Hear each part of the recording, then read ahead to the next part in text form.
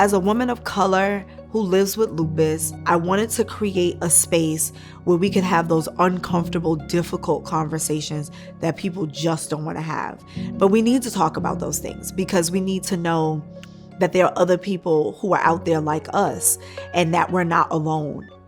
Hi, this is Verkeya of Verkeya Speaks, and this is In the Moment.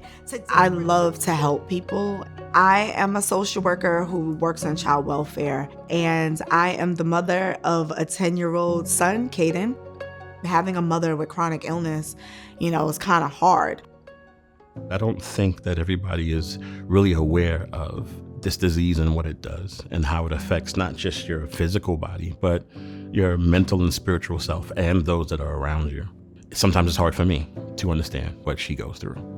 In 2010, after I got married, I started having really bad headaches and was just struggling to do things that normally came easy. There was a lot of joint pain and was going to different doctors trying to figure that out. Seems like nobody could figure anything out. Lupus is an autoimmune disease that basically your body doesn't know not to fight the healthy cells. The symptoms of lupus vary for everybody.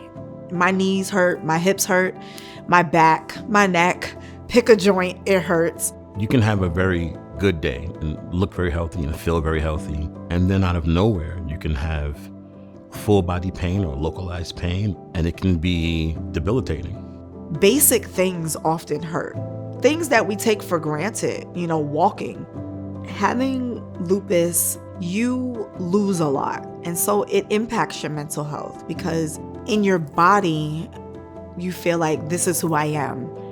But your body is also saying you can't do this anymore.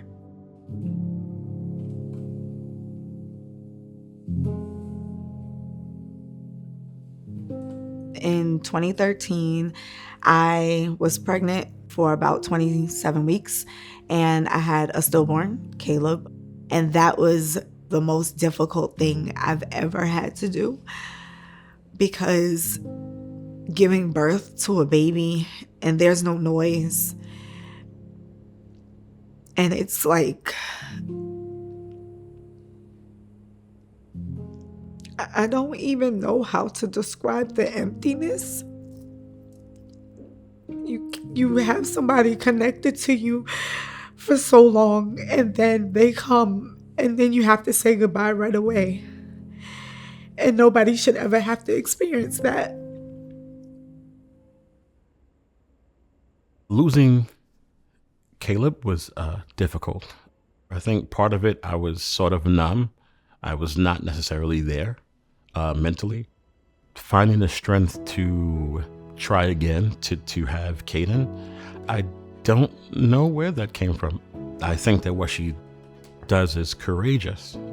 Kaiden is so much fun. He's really smart. He's fun-loving. He's extremely empathetic and sweet and kind. Yeah, that's Kaiden. Caleb did not breathe on earth, but he's been the catalyst for so many different things in my life. My nonprofit was because of him, Verkeya Speaks Inc. And it started with me interviewing Keon to talk about our loss. And I wanted to bring those hard conversations to the forefront because we're talking about the physical pieces of living with lupus, but nobody's talking about the mental health part. Today, we're going to talk about lupus and parenting because, child, I am tired. I want to support women of color who live with chronic illness. And so that's where the advocacy comes into play. That's part of her way of fighting. That's also part of her way of healing. We got involved with the Walk to End Lupus Now, and I participate in that every year. Black women are the highest among, lupus patients, but we're not participating in research. And there's a whole historical piece that goes along with that. Talking to the community about participating in clinical trials is the best way to reach people. How is this impacting us? What does it look like if we don't participate? What are all the ways that you can participate? You're planting a seed, and I guarantee you it'll grow and things will begin to change. When I watch her go through what she goes through, sometimes watching her work through it and push through it. That part of it is a pleasure to watch. Not the disease itself or her suffering from it, but her moving and persevering and overcoming it. What we do right now is not necessarily going to impact us. It's going to impact the next generations coming behind us. And I want something more for them and something better for them. I also want to show Kaiden that he can do whatever he wants to do, no matter what.